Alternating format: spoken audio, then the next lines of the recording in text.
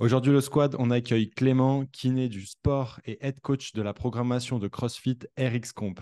Clément, bienvenue sur le podcast du squad de la Ouais, merci. performance. Peux-tu te Ouais, présenter rapidement à ceux qui ne te connaissent pas? Ouais, merci pour l'invitation. Ça fait vraiment plaisir. C'est pas souvent que j'ai l'occasion d'enregistrer des podcasts, donc ça fait vraiment très plaisir. Bah, moi, je m'appelle Clément. Je suis kinésithérapeute et préparateur physique aussi. J'ai cette double casquette-là. Je travaille sur Talence à côté de Bordeaux avec pas mal de sportifs, qui soient de bon niveau, haut niveau, qui soient plutôt des sportifs du dimanche, on va dire. Je Mhm. m'occupe un peu de tout ça, de tout le monde, et surtout, avec mon ami Alexandre Richard, qui est sur Reims, on a une programmation de CrossFit qui s'appelle RX-Comp, que j'ai intégrée en 2000, alors Covid-19, c'était 2020, 2021. Ok, d'accord. Exactement. Et lui, en fait, ouais, d'accord, je savais que vous travailliez Ouais, ensemble, mais je savais pas qu'il était de Reims. Je pensais que vous étiez dans ouais. la même région. Et c'est une amitié de longue date? Alors non, en fait, c'est une amitié bon, relativement récente au vu de tout ça. En gros, moi, j'ai commencé RX Comp en tant que juste athlète. En fait, j'ai commencé le CrossFit une fois diplômé. J'ai arrêté le rugby en fait quand j'ai été diplômé en 2012. Je me suis dit, je peux pas me permettre d'être blessé au cabinet, ça va être compliqué sinon. Et donc du coup, j'ai intégré juste en tant qu'athlète la programmation. Ok. Un an et demi plus tard, après mes débuts, parce qu'au début, j'étais dans des programmes un peu différents. Et j'ai accroché direct, que ce soit avec la programmation, le personnage, Alexandre. Et, euh, et donc ensuite, comment ça s'est produit? Ben, petit à petit, en se rencontrant sur des training camps, etc., en papotant, etc., il a vu que j'étais kiné du sport, que je propose aussi des protocoles, etc., de rééducation à distance. Et en papotant un petit peu, au tout début, j'intègre la programmation juste en tant que, en gros, kiné, mais juste pour faire les échauffements, faire les programmes de prévention, etc. Et puis petit à petit, de fil en aiguille, il me propose un petit peu plus de faire plutôt la force, plutôt le bodybuilding, etc. Et là, aujourd'hui, à l'heure actuelle, je fais vraiment toute cette partie-là, force, on va dire prévention de blessures, entre guillemets, parce que c'est des gros guillemets maintenant, on le sait. Euh, donc force, bodybuilding et renforcement. Voilà. Ok, trop cool. Bah, écoute, on parlera de tout ça d'ici quelques temps, mais j'aimerais qu'on parle déjà d'un point de vue général, Ouais. comme tu es spécifiquement dans le CrossFit, avec notamment cette programmation. Est-ce que tu Mm. peux nous dire quelles sont les pathologies que tu retrouves le plus avec tes athlètes CrossFit? Ouais. Bah alors, comme le CrossFit, bah, tu sais que c'est enfin, pas forcément un gros sport de contact, heureusement d'ailleurs, mais effectivement, on a beaucoup de pathologies. Ben, alors, plutôt non traumatiques, on va avoir quelques traumatiques. On a eu quelques petits croisés par-ci par-là ces derniers temps avec des descentes de cordes un peu mal gérées ou des box jumps un peu mal gérés. On a quelques entorses de cheville, mais ça reste plutôt rare quand même. On a Mhm. beaucoup de pathologies d'usure surtout, comme on va dire des tendinopathies, quoi, entre guillemets, plutôt de sursollicitation, tout ce qui est tendineux. Au genou, on va avoir beaucoup de syndrome rotulien, de tendinopathie rotulienne. Qu'est-ce qu'on peut avoir? Rarement, enfin, on en a eu un petit peu, mais un peu de tendinopathie d'Achille, mais très rarement. Mais après, c'est plutôt au niveau des épaules, ouais. Au niveau des épaules. On va dire on va renfermer tout ça dans de l'usure sur sollicitation de l'épaule, parce qu'après, il y a ceux qui pensent conflit, pas conflit, etc. Bon, là, Ouais. il y a plein de termes qui s'entremêlent après, mais des pathologies d'usure surtout, ouais. Mm. Ok, et d'un point de vue général, vu que c'est des pathologies d'overuse, d'usure, quels Mm. sont les conseils que tu donnes à tes athlètes pour diminuer ce risque de blessure? Alors déjà, je conseille surtout de bien planifier. Enfin, en tout cas, ça, c'est peut-être pas le rôle de l'athlète, mais en tout cas, en amont, c'est le rôle des coachs, en tout cas, de ceux qui tiennent des programmations, de bien planifier, d'avoir une vision à long terme, en fait, du programme pour justement éviter ce genre de choses et planifier à l'avance. Tu vois, moi, avec Alex, ce qu'on fait souvent pour éviter tout problème, c'est que en général, moi, je commence toujours la programmation, le cycle avant les autres. C'est-à-dire que même si je ne suis pas parfait, même si je ne suis pas tout le monde, je sais déjà avec ce que je ressens, si on est dans le vrai, si on est dans le bon, si c'est pas de trop, etc. Et il est déjà arrivé qu'en fait, je disais à Alex, non, écoute, ça ne va pas être possible. Ce qu'on a programmé, faut refaire autre chose parce que là, c'est trop. C'est beaucoup trop. Et donc ça, c'est un premier truc. Donc planifier sur le moyen, long et court terme. Mhm. Euh, et après, ce que je conseille aux gens, c'est toujours pareil. Après, ça dépend s'ils sont bien entourés médicalement parlant, suivant là où ils habitent, etc., etc. C'est compliqué. Mais ne serait-ce il y a des réflexes bêtes. Mais par exemple, admettons, vous ne savez pas faire un air squat, bah, ça va être compliqué avec de la charge de ne pas jamais se blesser. Vous ne savez pas Mhm. lever les bras au-dessus de la tête. bah, ça va être compliqué de faire un jerk ou même un strict press correctement sans se blesser. C'est plutôt de regarder son corps déjà, sans, comment il bouge en fait sans poids, etc. Et savoir si on est capable de gérer son propre corps, ses propres articulations et avoir un peu de mobilité, enfin de la mobilité partout et vraiment la mobilité au sens général du terme, c'est-à-dire être capable d'aller dans des amplitudes et de générer la force dans des amplitudes même sans poids, par exemple. Mm. Mais c'est intéressant que tu parles de tout ça parce que sans vouloir tirer à boulet rouge hein, sur le CrossFit, l'idée c'est d'avoir une discussion ouverte et d'ouvrir les esprits Mm. critiques. Mais parfois, dans le système de progression et ou plutôt de régression d'un exercice, Ouais, ben, il n'est pas forcément cohérent justement, à mon sens, avec les prérequis, notamment articulaires d'un bien sportif. sûr. J'aimerais que tu nous dises ce que tu en penses.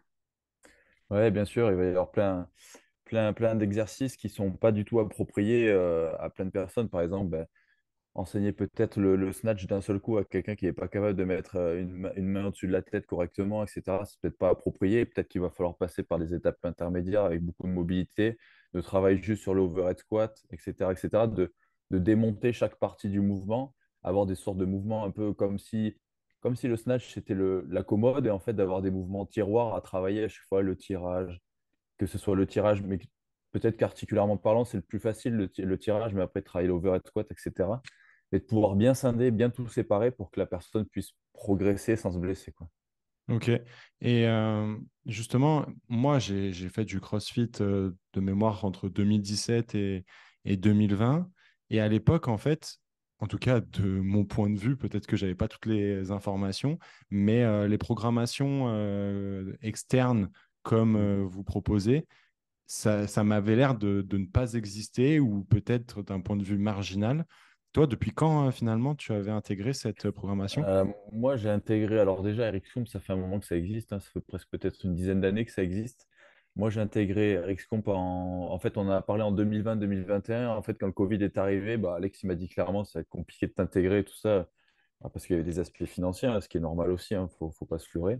Ouais, Et une fois que tout s'est débloqué, etc., de fil en aiguille, moi j'ai intégré en 2021. Et là, donc, du coup, on est parti pour longtemps parce qu'on a lancé plein de petites choses. Et effectivement, avant 2021, on voyait plutôt des programmations de l'extérieur ou des programmations qui sortaient des grands athlètes, des gros athlètes. Et moi, je suis passé par Warrior Programming et je suis ok. passé aussi par Elite Competitor. C'est des programmations, enfin surtout Elite Competitor qui n'existent plus trop maintenant. D'accord. Et justement, est-ce que tu peux nous parler en détail de ce qu'est RxComp Programmation? En fait, la Lexion Programme, c'est. Alors, le fondateur, ça reste Alex, donc Alex Richard, qui ensuite s'est entouré de fil en aiguille de plusieurs coachs, donc de coachs et de kinés. Donc, il va y avoir moi, forcément. Il y a aussi Julien Ratoron, qui est un coach endurance. On a aussi un coach mobilité, un coach qui nous fait les séances aussi de natation. Et après, en ce moment, on a aussi intégré une coach préparatrice mentale. En fait, D'accord. dans Ericsson Programme, avec Ericsson Programme, on a créé une autre entité qui s'appelle Ericsson Wellness, et en gros, qui regroupe en fait tout l'aspect, pas forcément rééducation, mais tout l'aspect en fait global bien-être, entre guillemets, de la personne, que ce soit d'un point de vue rééducation. Là, on a l'aspect mental, préparation mentale, et petit à petit, en fait, on voudrait intégrer d'autres personnes, d'autres professionnels, bah, par exemple un diététicien nutritionniste, etc., pour vraiment avoir une prise en charge holistique de la personne. C'est-à-dire quelqu'un qui va chez Rexcom ne va pas seulement payer bah, pour avoir un programme, etc. Il va payer bah, pour avoir une globalité, une vue d'ensemble sur lui-même, quoi. Et pouvoir travailler sur plein de petites choses. Ok. Et à qui ça s'adresse, ce type de suivi? Bah, en fait, ça va s'adresser à tous ceux qui veulent en fait passer un cap dans le CrossFit et c'est de performer dans le CrossFit. Et tous ceux qui souhaitent rejoindre aussi une communauté solide, parce que bah, chez RXComp, en fait, nous, notre objectif, en gros, c'est de comment dire, individualiser un plan d'entraînement collectif. Alors, ça paraît un peu bizarre de dire comme ça, mais en gros, là, on a poussé encore le truc un peu plus loin avec Alex. On a créé un site internet qui s'appelle Data Training Data.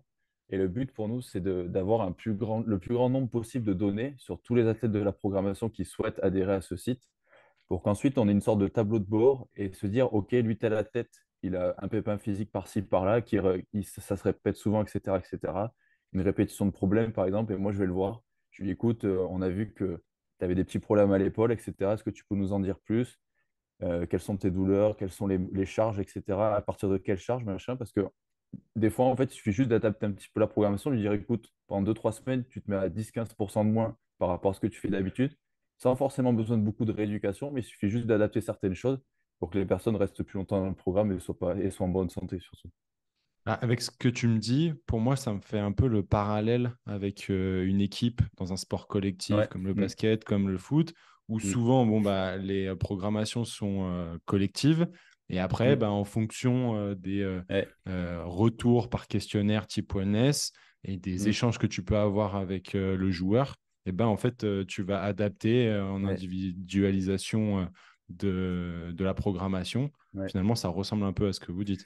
Et en fait, ouais, c'est ça, c'est qu'en fait, nous, on croit plutôt au groupe de travail, c'est-à-dire, par exemple, enfin, je sais qu'Alex aussi, il en a fait des programmes individuels de CrossFit, j'en ai fait aussi un petit peu, et souvent, c'est toujours pareil, au bout de allez, 3 mois, 6 mois pour les plus persévérants, il y a toujours quelque chose qui se passe où la personne n'a plus envie de s'entraîner, elle est toute seule, elle s'entraîne toute seule dans son coin. Et en Ouais. fait, nous, avec Eric Combe, c'est que par exemple, Antoine Dumain qui a fait les semi-finals l'année dernière, donc les espèces d'accession au championnat du monde, des CrossFit Games. Donc Antoine, par exemple, s'il vient dans une box où il y a des gens qui font RXCOM, même s'il est monstrueusement au-dessus des autres, bah, il va pouvoir s'entraîner avec tout le monde, partager un moment, etc. C'est un peu cette vision qu'on a aussi avec Alex du CrossFit. C'est que malgré que tu fasses une programmation où en fait tu t'entraînes un peu dans ton coin, tu as toujours quelqu'un que tu peux inviter à faire la programmation, tu as toujours peut-être quelqu'un qui va venir en drop-in. Enfin, tu vas peut-être aller dans un endroit où il y a toujours quelqu'un qui fait la programmation, tu vas pouvoir te joindre à lui, etc., etc. Le but, c'est de fonder à la fois une communauté, mais aussi d'individualiser des plans d'entraînement pour que les gens soient en forme le plus longtemps possible. Et, Ok. donc, et aussi kiffent leur entraînement. Et du coup, vous faites des camps d'entraînement de manière régulière pour vous retrouver? Ouais, alors ça arrive, là, depuis le Covid, on en a fait à peu près 2 3 chaque année. Ouais. Et là, le but, comme moi j'arrête la kiné libérale, c'est d'essayer d'en faire un petit peu plus, effectivement, de se Ok. rejoindre, parce qu'en plus de ça aussi, Alex a mis en place un programme affiliate. En gros, c'est-à-dire qu'Alex s'occupe de la programmation de quelques box via RxCon. Il doit y en avoir 5 6 un truc comme ça. Donc l'objectif, ce serait d'aller les voir, etc., pour faire des training camps avec eux dans leur région. Ok. Alors, j'aimerais m'arrêter un peu là-dessus parce que je trouve ça intéressant. Pour moi, l'image que j'ai eue, on va dire, du CrossFit, c'est que tu allais dans une box, tu avais une certaine ambiance, tout le Mm, monde se pousse, tout le monde est sur la même prog, ou en tout cas des WOD mm, qui se suivent jour après jour. mm, Et voilà, il y a une certaine émulsion, etc. Là, comment ça fonctionne si, déjà, dans un premier temps, chaque box a un mm, certain nombre d'adhérents, on va pas donner un nombre arbitraire de 100, mais que finalement, bah, dans chaque box, il y a peut-être que 30 adhérents qui suivent véritablement la prog de la box, mais en fait, tout le reste n'est pas forcément affilié d'un point de vue entraînement à la boxe. Et c'est ça que j'essaye, j'ai pas véritablement compris comment ça se gérait en fait. Tu veux dire comment les mecs qui sont chez RxComp mais qui sont dans une box, ils ne font pas du tout RxComp, font pour s'entraîner en fait. Ouais, exactement. Bah alors, le prérequis à ça, c'est que leur box enfin, ait l'accès à un open gym en fait. C'est soit en général dans les box de CrossFit, il y a toujours ou des créneaux open gym, tu sais, des créneaux où il n'y a pas Ouais, forcément de cours, etc. Et dans les plus petites box, bah là, c'est compliqué. Mais une personne qui va être dans une plus petite box en général, bah, soit elle va faire l'entraînement de sa box, soit malheureusement, si elle veut vraiment faire X-Fong, elle va devoir changer de box. Alors nous, on n'encourage pas les gens à changer de box. Après, on n'est pas contre, avec Alex, que les gens puissent s'intégrer en fait une partie de leur temps avec leur box, au contraire, parce que l'esprit communautaire est important en CrossFit. ouais, Et même faire des WOD avec des gens, c'est toujours mieux en fait. C'est toujours mieux. ouais. C'est-à-dire qu'après, la personne peut garder un petit peu le spécifique qu'on a à l'intérieur, la force. Elle peut garder aussi juste l'haltéro et la force, par exemple, et se dire, bah là, j'ai plus de créneau d'open gym, bah, je vais faire le WOD avec la classe, avec le groupe. Mais en fait, chez Ericsson, c'est ça, comme on articule nos entraînements avec des cycles, avec des blocs d'haltéro, avec des blocs de force, la personne peut aussi juste choisir son bloc de force et d'haltéro. Et vu qu'elle n'a pas le temps de faire son cardio, etc., toute seule, parce que sinon il y a le cours qui va commencer, bah, elle n'aura plus le temps, bah, elle peut s'inscrire à son cours.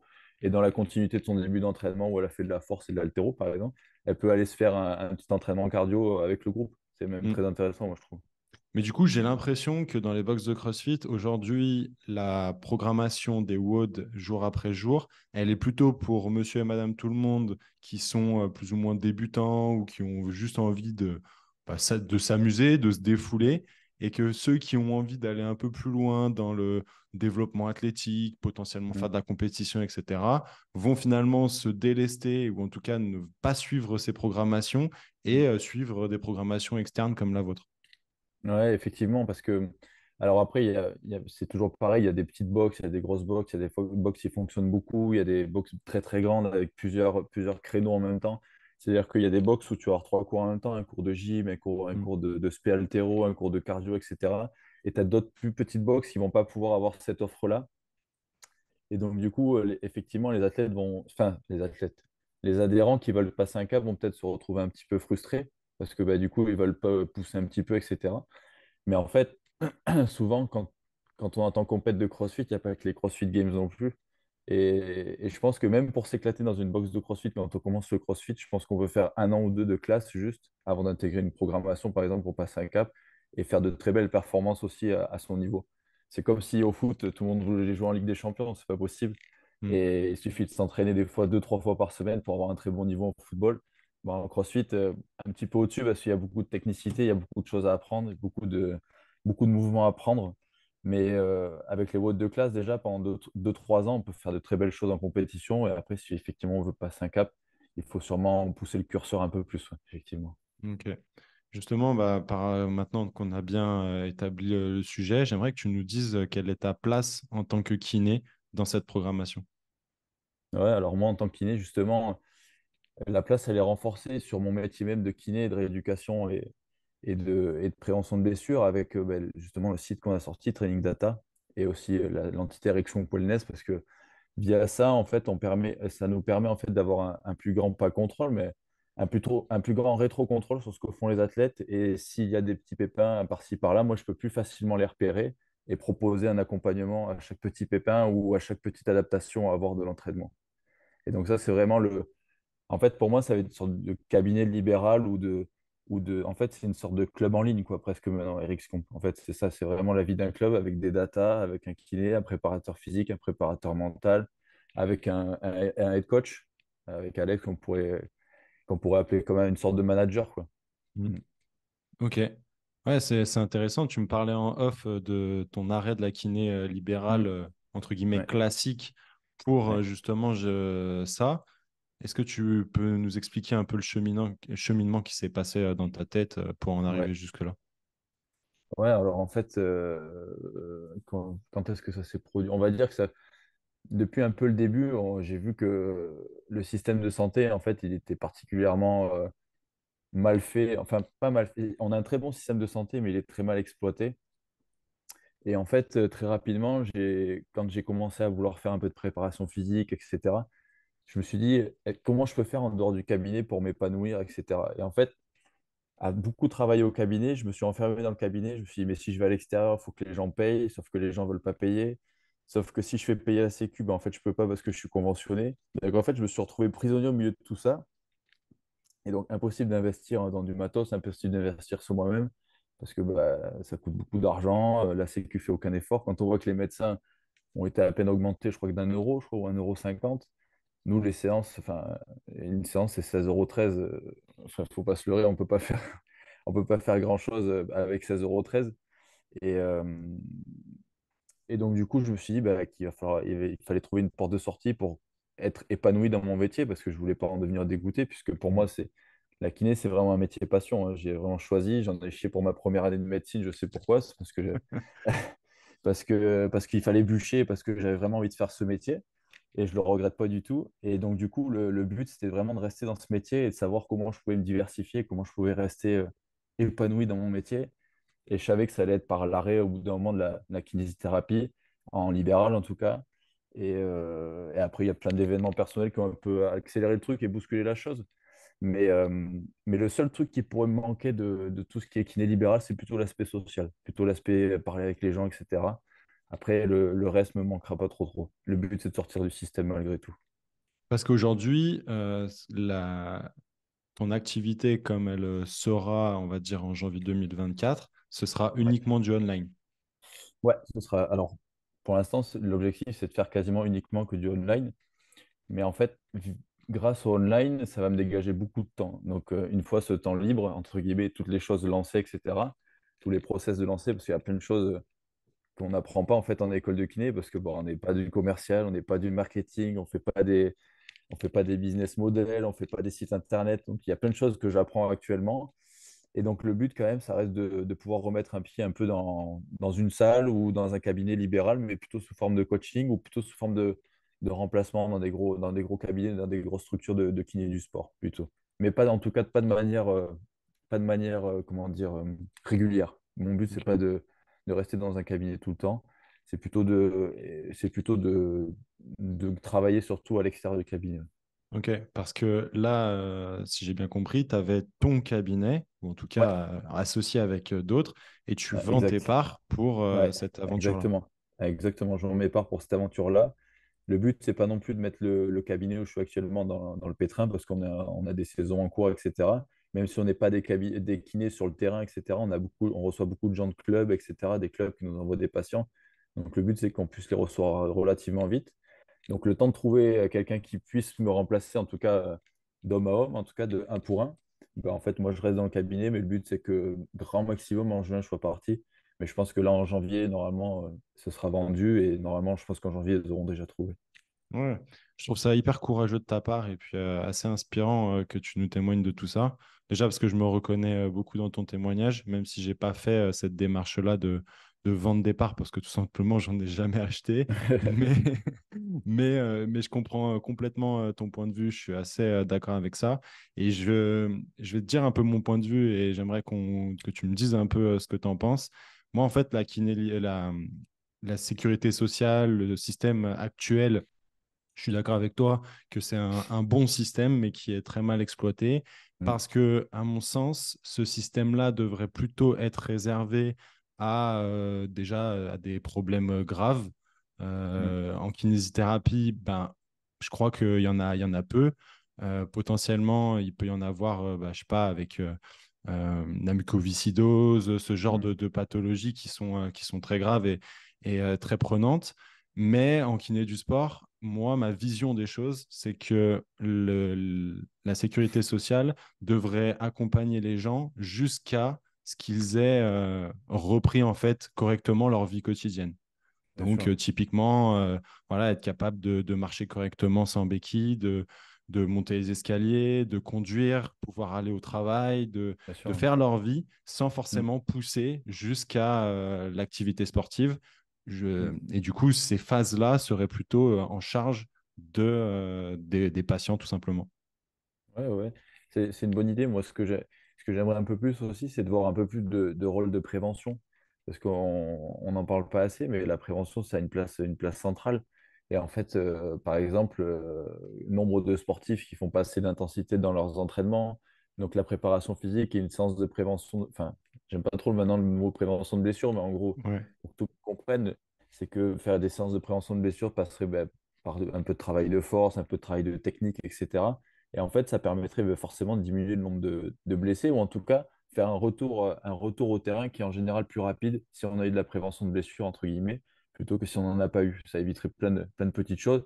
Et puis c'est bête, mais je pense que si on faisait un peu d'éducation thérapeutique du sportif, ça permettrait aussi d'éviter beaucoup de blessures bah, comme l'overuse, etc., quoi, par exemple. ouais, ouais, je suis assez d'accord avec toi. Mais je pense que la prévention, c'est un axe que la Sécu n'exploite pas assez, que ce soit pour le sportif ou pour le non-sportif, hein, d'ailleurs. Ouais, mais tu vois, la question que je me pose, c'est est-ce que c'est le système qui ne l'exploite pas correctement ou est-ce que c'est la culture Ouais, il y a les qui deux, je empêche pense. Ouais. ça, tu vois? Je pense que c'est imbriqué un petit peu, puisque quand on regarde les pays du Nord, bon, qui sont dans la santé souvent des modèles pour plein de choses, quand on Mhm. voit dans les pays scandinaves, etc., il y a beaucoup de... Mais par exemple, c'est tout bête, mais maintenant le sport, on en parle comme de la prévention aussi pour les risques cardiovasculaires, les risques du Ouais, quotidien, etc., pour monsieur, madame, tout le monde. Mais il y a plein d'entreprises qui intègrent des heures de sport dans le temps de travail c'est vrai. de leurs associés, enfin de leurs salariés, parce qu'ils savent que, en fait, grâce au sport, il va y avoir tout un tas de choses qui vont se mettre en place, que ce soit au niveau au niveau du cerveau, au niveau cardiovasculaire, etc., qui vont permettre en fait à leurs salariés d'être en meilleure forme et plus longtemps, quoi, tout simplement. Trop cool. Tout à l'heure, donc, tu as parlé de training data qui te permet d'avoir des feedbacks avec tes athlètes. Ouais, J'aimerais qu'on parle du début, c'est-à-dire le bilan. Comment ouais, finalement ça se passe? Quels sont les ouais. tests que vous mettez en place? Alors, dans les tests, alors d'un point de vue kiné, entre guillemets, il n'y a pas forcément de test particulier, puisque en fait, pour vraiment avoir un focus sur chaque personne, enfin, il faudrait que j'analyse chaque personne, etc. En termes de mobilité, ce serait un temps énormissime. Et forcément, ce serait forcément un coût aussi énormissime. Alors après, avec Alex, en tout cas dans la programmation, ce qu'on fait, c'est qu'il y a des tests basiques, mais surtout beaucoup de préparation physique, des max reps, des 3 RM, des tests d'endurance, de MA, de PMA, etc. Mais d'un point de vue kiné, c'est plutôt quand je prends quelqu'un en perso en online. Donc ça, c'est à l'extérieur de Wellness et de RxComp que je fais des bilans. Mhm. Après, les bilans en fait individuels sont pas forcément super éloignés en fait de ce qu'on peut faire au cabinet. Il manque juste l'aspect touché quoi au final parce que mon bilan il va être très complet. Il va y avoir une anamnèse, même des fois plus complète qu'au cabinet parce que par exemple au cabinet dans une journée par exemple, bah c'est faut être réaliste, mais le bilan à 8h30 du matin il sera pas le même qu'à 19h où j'en peux plus quoi, de ma journée. Et donc, en fait, au final, l'avantage du online, c'est que l'anamnèse, en fait, elle est hyper qualitative. Et les questions, en fait, j'ai un bilan de général. Et puis, d'un seul coup, quand je lis quelque chose, je dis, va falloir que je pose cette question-là, que je pose cette question-là. Et après, je fais un bilan un petit peu poussé avec la personne en visio ou bien en textant. Et puis après, le bilan vidéo, en fait, j'envoie mes vidéos, mes bilans, etc. Ce que je souhaite avoir sur la vidéo, la personne me l'envoie en retour. Et en fait, après, moi, j'analyse. Et s'il y a des choses, en fait, qui me chagrinent sur une technique, etc., ben, je redemande une vidéo, etc. Je redemande la chose. Et puis après, tout simplement, en fait, par exemple, souvent, j'ai beaucoup de crossfitters en rééducation, ben, je leur demande des mouvements basiques de l'entraînement. Un arraché, montre-moi un arraché, montre-moi comment tu bouges en gym, etc. Et ils ont toujours des vidéos qui traînent dans leur portable, donc ça, c'est relativement pratique avec le CrossFit. Et après, je me mets toujours aussi des drapeaux, c'est-à-dire ce qu'on appelle les drapeaux rouges, etc. Et ils sont encore plus Mhm. rouges chez moi que si j'avais une prise en charge au cabinet, c'est-à-dire que au cabinet, je vois quelqu'un qui tombe, enfin, je vois quelqu'un au cabinet qui tombe d'une échelle et qui a mal, je sais pas, dans toute la jambe. Je dis une bêtise, hein. Un crossfitter qui serait en train de faire un peu de bricolage, il tombe de son échelle, il a mal un peu dans la jambe, etc. Bah, peut-être que au cabinet, j'aurais fait des choses. À distance, j'aurais dit, bah, écoute, là, je préférais que tu ailles voir d'abord ton médecin, etc., ou ton médecin du sport, que vous fassiez un bilan ensemble avant qu'on fasse une prise en charge à distance. Parce que bah, je ne me permets pas de prendre aussi des gens et de les mettre en danger. Ok, d'accord. Et j'imagine que donc les gens viennent de toute la France, voire même de Ouais. l'ensemble de la francophonie mondiale. Ouais, ouais, ouais. Bah, tu vois, le plus loin que j'ai eu, c'est lui qui m'a fait commencer la prise en charge à distance, c'est un gars de Mayotte. C'est en fait un mec qui me contacte, qui me dit, écoute, je vois que tu travailles avec RxComp, etc. Est-ce que tu fais des prises en charge à distance? Je dis, bah, non, non, à l'époque, je lui dis, non, je fais pas ça. Et il me dit, en fait, moi, sur Mayotte, c'est vraiment l'enfer. J'ai fait un IRM, mais personne ne sait l'interpréter, en gros. J'ai pas de kiné, etc. Et en fait, je me suis dit, merde, je peux potentiellement l'aider, Oui. mais en fait, je sais pas faire, etc. Et donc, on a fait un bilan ensemble, vidéo, un bilan écrit, etc. Je lui ai envoyé quelques vidéos. Au final, je lui envoie un petit programme au début. Il dit, bah, ça marche bien, etc. Ça me fait du bien. On a continué de fil en aiguille pendant 2, 3 mois. Et puis après, il a volé de ses propres ailes et c'était nickel, quoi. Comme s'il était venu au cabinet au final. Donc, c'est à partir de là que je me suis posé la question de commencer. Ouais. Et c'était pendant le Covid. Ok, ça a créé un switch un peu dans ta tête, quoi, en fait. Ouais, ouais. Je me suis dit, en fait, on peut vraiment toucher beaucoup de personnes et Ouais. de tout âge. J'ai même j'ai la maman d'un mec que j'ai en rééducation qui a 65 ans, qui est coiffeuse libérale, qui a décidé de prendre une rééducation à distance parce que dans son petit patelin, en fait, c'est au milieu de la Gironde. En fait, elle trouvait pas de kiné à part lui poser des électrodes et un peu de chaud, elle lui faisait pas grand-chose, quoi. Donc au final, on peut toucher beaucoup, beaucoup de personnes parce que bah, malheureusement, avec les déserts médicaux, et même des fois, même pas avec les déserts médicaux, mais avec malheureusement l'incompétence, etc., fait que bah, on peut toucher beaucoup de personnes. Mm. Et forcément, bah, ces prises en charge-là ne sont pas prises en charge du coup par Ouais, la sécurité ouais, sociale. Et tu montres que malgré tout, il y a des gens qui sont ouais, proactifs ouais, et qui voilà, prennent les devants parce qu'ils savent que ça va leur ouais, permettre de ça c'est progresser dans leur vie, en fait. ouais. Ça, c'est vraiment le gros. Enfin, alors pour moi, c'est pas un point noir parce que du coup, je suis rémunéré à hauteur de ce que je pense être bien. Mais Ouais. en fait, c'est un point noir pour les gens des fois parce qu'ils se disent, bah, tel prix, ah ouais, ça fait beaucoup. Après, j'adapte toujours le prix en fonction de la personne. Par exemple, la coiffeuse libérale de 65 ans, je ne fais pas le même prix que à son fils il a 30 ans et qui fait juste de la préparation physique pour le délire, mais qui veut quand même une préparation physique poussée, une rééducation poussée pour son épaule. Tu vois. Il n'a pas les mêmes objectifs, je passe pas le même temps dessus. Du coup, effectivement, ça peut aller du simple au double, le tarif, par exemple. Ouais, donc Ouais. avec ton témoignage, on comprend l'importance des feedbacks que peuvent Ouais. faire les athlètes avec l'ensemble finalement de l'équipe de RX Comp. Ouais. Hmm. Comment ça se passe? Alors, chez Ericsson aussi, on a décidé, au fait, déjà auparavant, de commencer un peu l'individualisation d'un plan collectif, justement, avec l'option, en fait, qu'on peut se faire chez Ericsson qui s'appelle le feedback perso. C'est-à-dire que moi, par exemple, j'ai à peu près une dizaine d'athlètes que j'ai en feedback perso, avec tous des problématiques différentes, que ce soit des problématiques d'emploi du temps, des problématiques physiques, avec des pépins physiques, que ce soit des problématiques aussi physiques dans le sens où bah, c'est des gens qui sont peu explosifs, pas assez rapides, pas assez forts, etc. Et en fait, ou qui ont un mouvement dominant, par exemple, qui sont très forts en deadlift, mais pas très bons en squat. Et en fait, via RxComp Programme, en fait, via la même programmation que tout le monde, d'ajuster certaines choses pour qu'ils puissent être performants. Bah, quelqu'un pour son emploi du temps, ça va être vis-à-vis de ses compétitions. S'il est très loin, bah, je vais dire, écoute, tu vas enlever un peu de WOD, etc. On va faire la base de la pyramide de CrossFit, c'est-à-dire l'endurance de fond. On va travailler un petit peu plus la gymnastique technique, l'haltérophilie technique et un peu plus la force. On va travailler toute cette base. Et par exemple, quelqu'un qui manque de force sur le deadlift, bah, je lui dis, écoute, tes séries de squat, par exemple, en général, on annonce une série et par exemple une fourchette de répétition. Pour ton squat, ben, reste dans la fourchette basse, gaspille pas ton énergie, tu es très fort là-dedans. On va plutôt accentuer le travail sur le deadlift et s'il faut, je te mets du travail complémentaire. C'est ça l'idée qu'on avait eu de base. Et en fait, les feedbacks s'effectuent beaucoup par message, tout simplement par WhatsApp. Et en fait, avec Training Data, souvent, malheureusement, c'est souvent plus souvent les garçons qui font moins de retours. Avec les filles, c'est beaucoup plus facile, beaucoup plus prenant les retours. Et ça, j'en suis très content. Mais les garçons, c'est un peu plus compliqué. Je sais pas si c'est le fait de la compétition, mais ils aiment un peu plus les chiffres. Alors du coup, avec Training Data, on a l'opportunité d'avoir des chiffres, justement. Et on peut rapidement voir comment s'est passée une séance et comment réajuster les futures séances, en fait, les futurs cycles. C'est comme ça que se passent les feedbacks, en fait. Ok, et donc si je comprends bien, c'est une option que certains prennent dans cette programmation. Ouais. Alors en fait, si tu veux, Ericsson peut être une programmation donc du coup générale. Et donc avec Training Data, il y a déjà comment te dire, une option qui nous permet nous d'avoir une vue d'ensemble sur des gens qu'on n'a pas forcément en perso. Et avec le feedback perso, là, on a vraiment la personne en perso.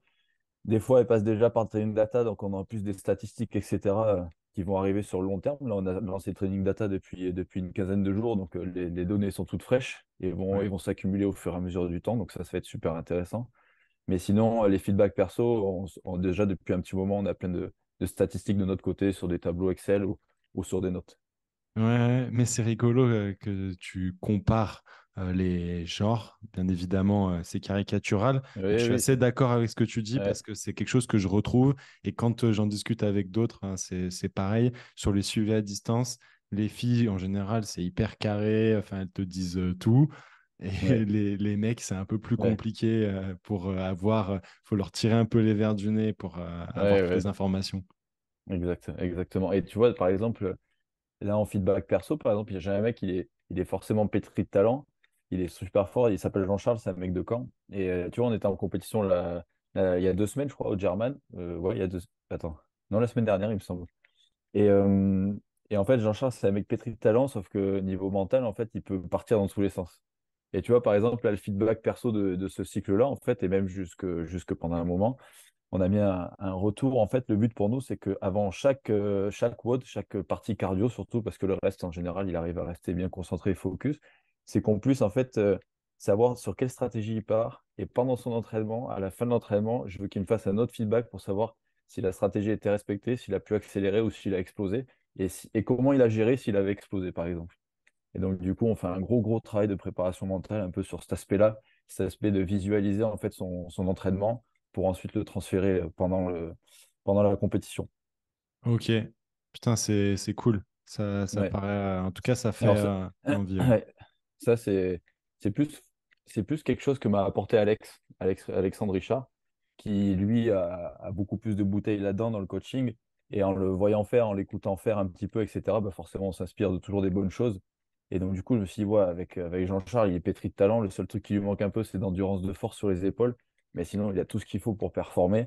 Et let's go, quoi. Je me suis dit, bah, ça, c'est un truc à faire, quoi. Savoir avant l'entraînement ce qu'il pense de l'entraînement, comment il va faire son entraînement et savoir si après, il a bien géré le truc. Ok. Simple, mais au moins, comme ça, on corticalise un peu plus l'entraînement et ça va servir pour la compétition. Vous les suivez parfois sur les compétitions? Ouais, alors, ça aussi, c'est le. Comme, enfin, Alexandre, ça fait déjà un an ou deux qu'il fait, ça, déjà. D'être coach en gros sur les événements. Et moi, c'était la première fois au German, donc c'était une sacrée expérience. De l'autre côté, en gros, tu prends une pression différente. C'est des fois un peu frustrant parce que tu as envie de pousser la personne et tu vois les erreurs qu'il peut faire et tu as envie de les rectifier à sa place. Et en plus, tu peux gueuler hein, sur le floor, mais en fait, la personne ne t'entendra jamais, il y a trop de bruit, etc. Donc en fait, le coaching se passe surtout a priori, surtout, et a posteriori pour débriefer. Donc en fait, c'est relativement particulier par rapport à ce que j'ai connu moi au foot, au rugby, où tu as vraiment un feedback instantané. Ouais. Même si des fois dans le brouhaha, au rugby, au foot, on n'entend pas grand-chose, mais en tout cas, tu as des feedbacks très rapides. Et donc, du coup, là, c'est pour les French, en tout cas, on le fera aussi. Donc, c'est la compétition qui va se dérouler à Lyon, d'ailleurs, cette année. Ok. Et dans toutes les grosses compétitions où il y aura un peu de monde, justement, de la programmation, on ira se déplacer pour justement coacher. C'est ça le Trop but. Ouais. cool. D'être un peu Ok. plus proche aussi des athlètes en compétition, pour ça, pour gérer avec eux la pression, gérer un peu avec eux leurs épreuves, leurs émotions, etc., etc. Parfait. C'est un autre type d'engagement, mais moi, je le préfère presque. C'est-à-dire que je me suis un peu trop rongé en étant entre guillemets athlète. Je me suis un peu trop rongé sur les floors, etc. Là, c'est autre chose. C'est un peu différent. C'est nerveusement très pompeux, mais au moins physiquement, après le week-end, on est bien, quoi. Ouais, j'imagine. Ouais, J'aimerais qu'on parle de désentraînement parce que tu as pris ouais, un peu tout le monde à contre-pied en parlant des bienfaits du ouais, désentraînement. Quels ouais. sont-ils? Mais en fait, j'ai surtout, comment te dire, j'ai fait une formation, mais plusieurs fois avec le même préparateur physique. Enfin, c'est vraiment pour moi quelqu'un que j'adore et quelqu'un que j'apprécie beaucoup dans le travail, même si on ne se connaît pas du tout. C'est Christian Thibaudeau. Pour moi, c'est vraiment quelqu'un qui fait. Bah, après, même s'il a des fois des dires peut-être qui, par exemple, sur l'hypertrophie, il faut aller au maximum, etc., sur l'intensité, etc., que ça convient pas forcément à tout le monde. Après, le truc, c'est que la Mhm. préparation physique, c'est comme le reste, c'est un perpétuel mouvement. Chacun a aussi un peu ses opinions, ses expériences, etc. Il n'y a pas que les études scientifiques. Bien sûr. Mais, euh, mais en tout cas, avec Thibaudot, moi quand ça m'a fait tilt le jour où on a parlé un peu des systèmes avec la noradrénaline, l'adrénaline, etc., qui pouvaient s'épuiser, les systèmes, enfin tout ce qui est overuse, etc. Et en fait, ça a fait direct tilt quand on a parlé de surentraînement, de surmenage, etc. Je me suis dit, mais en fait, c'est vrai, le CrossFit, c'est le seul sport où on ne fait mais vraiment zéro pause. C'est-à-dire que au foot, au rugby, il y a forcément un moment, bah, en général, c'est au mois de juin, où les mecs, ils prennent 3 semaines, après, ils ont 2 semaines un peu à se remettre tout seul en train avec des petits footings, un peu de séance en muscu, tu vois, s'ils les font. Après, c'est leur guise, mais en général, sinon la reprise se passe pas très bien. Moi, j'ai travaillé, tu vois, au club de rugby de Bègle et on voyait ceux qui avaient travaillé un peu en pré-saison ou pas. Mais en tout cas, ils ont toujours 2, 3 semaines où ils font rien, quoi. Où ils font rien. Et c'est super important. C'est super important parce que au CrossFit, d'autant plus au CrossFit, on n'est pas, enfin, entre guillemets, on n'est pas athlète de haut niveau, on vit pas de ça, il n'y a pas de professionnels ou très peu dans le CrossFit. Donc, du coup, il y a tout un tas de choses à côté. Il y a la vie, il y a tout un tas de trucs qu'on loupe, etc., qu'il ne faudrait pas regretter plus tard non plus. Et donc, il y a cet aspect-là aussi au niveau mental. C'est hyper important de pouvoir poser. Et après, il y a tout ce qui est au niveau hormonal qui suit aussi. C'est super important pour les systèmes d'alerte et tout ce qui est système comme la dopamine, l'adrénaline, etc., que tout se repose en fait, parce qu'au final, pour la même dose, sinon, au bout d'un moment, ben, en fait, on n'aura plus de réponse, et après, c'est le surentraînement, et après, c'est l'abus des pré-workouts, c'est l'abut de tout ce tas de Mhm. choses, en fait, qui, au final, vont cacher juste la misère, quoi, tout Ouais, simplement. et puis c'est un Et, gros ouais, business marketing, ouais. les Et tu pré-workouts. vois, moi, c'est la première année où je l'ai respecté vraiment, là, tu vois, en début août, j'ai fait vraiment 2 semaines totales Ouf. d'arrêt. Mhm. Ouais. Bon, franchement, j'ai vraiment morflé pendant un mois après, avec un manque de repères, même sur l'haltérophilie, sur la gymnastique, etc. La gymnastique, je suis pas très très bon en CrossFit, mais l'haltérophilie, je suis pas trop mal. Je me considère comme pas trop mal avec des bons repères, une bonne technique. Bon, j'avais l'impression d'être un débutant fini. Et au final, après, au bout un mois et demi, c'était très bien. Et là, on va dire qu'au bout de au bout de 3 mois, 3 mois et demi, et là, je me sens mieux que ce que j'étais avant le début des compétitions. Tu vois? Par exemple, là, tout à l'heure, j'ai fait une séance de front squat avec de l'excentrique à n'en plus finir, etc., etc. J'ai fait un 4x5 à 150 kilos, j'étais très, très bien, quoi. Alors que Ok. ça reste quand même une belle séance auparavant, j'aurais vraiment eu beaucoup de dégâts ou en tout cas nerveusement, j'aurais été à plat, là, ça va en fait. Ça va vraiment beaucoup mieux. J'ai digère très bien, tu vois. Et Ouais, en fait, c'est là où tu vois que le rebond, il est favorable derrière. Parce qu'en fait, as l'impression de plus avoir ce qu'on appelle le fitness, tu as l'impression de plus en avoir juste après ta décharge totale, on va dire, tu as l'impression de plus avoir de fitness, tu recommences un mois, tu as l'impression que c'est encore pire. Mais en fait, au final, le rebond, s'il est bien géré, si tu gères bien tes entraînements, en fait, derrière, ton rebond, il est incroyable. Il est incroyable. ok. Ouais, bah, non, mais je trouve que c'est un bon conseil que tu donnes là. Et je trouve intéressant le fait que tu dises que finalement, il y a très peu de professionnels dans Mm. ce sport. Mais quand on regarde un peu ce qui se fait, bah, il y a beaucoup de gens qui, malgré tout, investissent sur eux-mêmes, Ouais, malgré ils que ça investissent. soit des simples amateurs.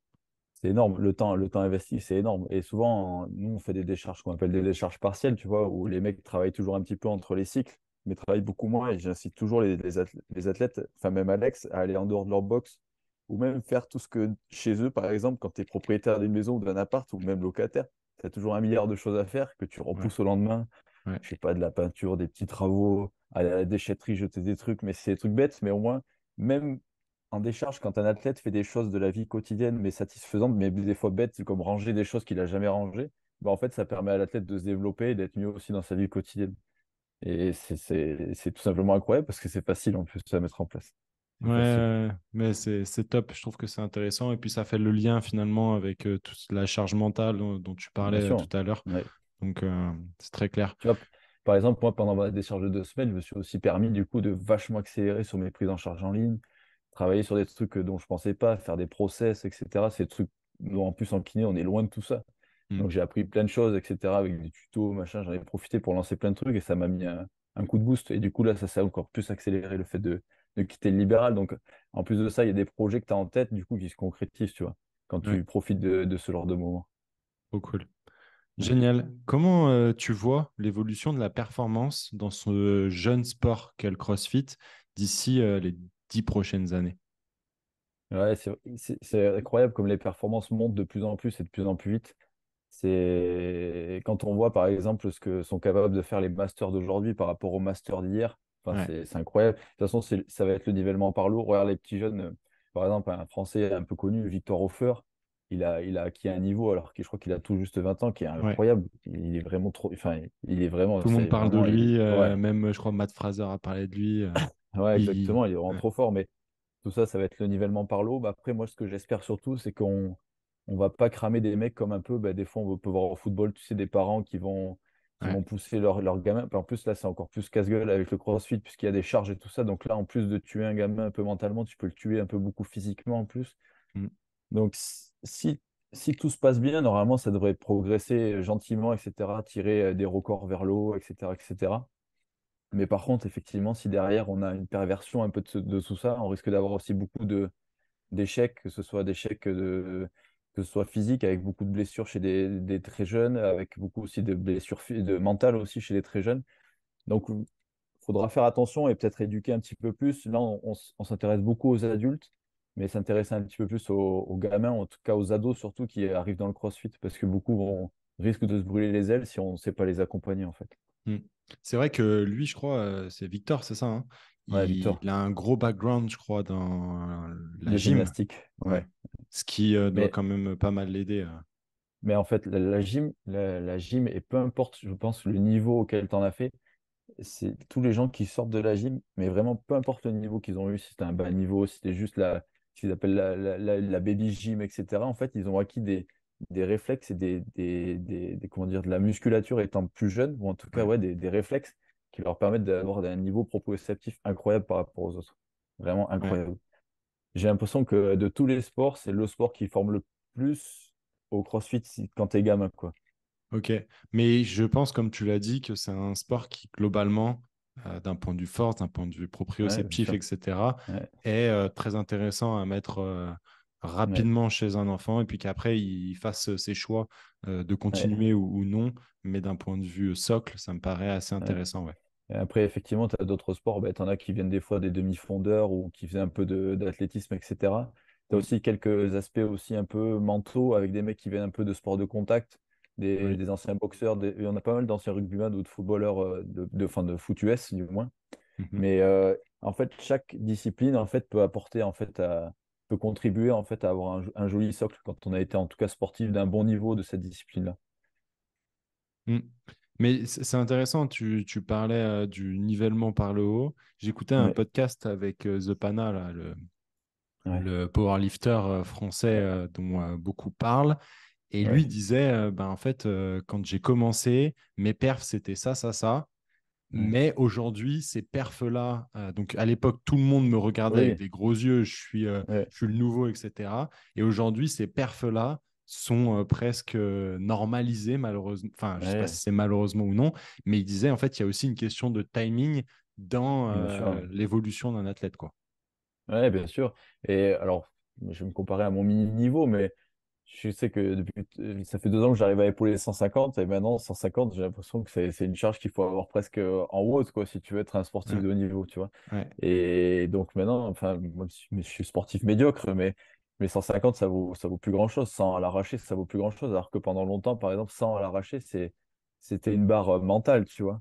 C'est pas que ça vaut plus grand-chose maintenant, mais c'est qu'en tout cas, chez les athlètes de haut niveau, mm, 100, bah, 100, c'est extrêmement normal. Je passe ça tous les jours, et s'il faut, même pas en flexion de jambe, debout, quoi. je vois. Ouais, c'est hyper banal, quoi. Et puis les mecs enchaînent des barres hyper lourdes, enchaînent ouais, avec des performances physiques incroyables, quoi. Enfin, des Mm, mouvements avec des performances physiques incroyables, des medleys des fois qui sont incroyables. ouais, carrément, carrément, carrément. Clément, je vais te poser ma dernière question, ma question passe décisive. Qui aimerais-tu Ouais. entendre passer au micro du squat de la performance? Alors là, tu pourrais prendre Alec Richard. Bon, j'en ai noté deux, trois, hein. Tu pourrais Ouais, prendre Alec Richard, bah forcément celui qui a fondé RxComp. Après, je pensais aussi au staff. Alors, je sais pas si tu peux faire en binôme, mais en tout cas, le préparateur physique, c'est de Benoît Saint-Denis, qui est un copain à moi, Fabien Berenguel, il s'appelle. ouais, C'est un avec grand peu, plaisir. pour moi, Fabien, c'est genre un puits de science, mais que personne ne connaît. C'est un mec. Enfin, enfin, moi, je sais que j'ai beaucoup d'admiration pour lui parce que c'est un gars qui a un parcours, bah, il était militaire, etc., qui a un parcours bah, de militaire, qui ensuite est sorti de l'armée et qui en fait a failli presque ne même pas travailler en tant que préparateur physique parce que bah, aujourd'hui, les réseaux sociaux, il faut savoir les maîtriser, il faut savoir se vendre, etc. Et c'est très Mm, compliqué pour un préparateur physique, même un puits de science, de pouvoir se vendre, etc. carrément. Et il a eu l'opportunité d'intégrer bah, l'Aviron Bayonnais, etc., la section féminine, et aussi d'entraîner Benoît Saint-Denis. Et donc, grâce aux performances de Benoît Saint-Denis et grâce aussi à ce qu'il connaît en préparation physique, parce que bah, il a bossé, il a bûché pour ça, en fait, hein. Mhm. Et en fait, il commence à se faire une petite notoriété. Je suis vraiment très content pour lui. Et lui, c'est quelqu'un vraiment qui serait sympa à écouter, ouais. C'est très, très sympa à écouter. Trop cool. Un mec underground, c'est cool. Ouais. Et après, en crossfitter, t'as quelqu'un aussi, moi, qui est chez Ericsson depuis pas très longtemps, mais qui est dans le CrossFit français depuis un petit moment. Il s'appelle Jason Longjarret. C'est un mec dont on entend très très peu parler, mais qui a toujours travaillé en sous-marin et qui l'année dernière a pu faire les semi-finals, justement, en Allemagne, Trop cool. et qui a fait une très belle performance et qui, en fait, personne n'en entend parler, mais c'est un gars incroyable. Parfait. Eh ben, écoute, je contacterai tout ce beau monde et je suis sûr Yes, que ça pourra faire des super podcasts. Clément, je te yes. laisse le mot de la fin. Eh bien, écoute, surtout, kiffez vos entraînements, kiffez votre vie, surtout, c'est important. Il n'y a pas que l'entraînement dans la vie, il y a tout ce il y a tout ce qui va à côté. Restez heureux, restez positif avec l'entraînement, restez positif dans la vie, c'est super important pour la suite et pour vous.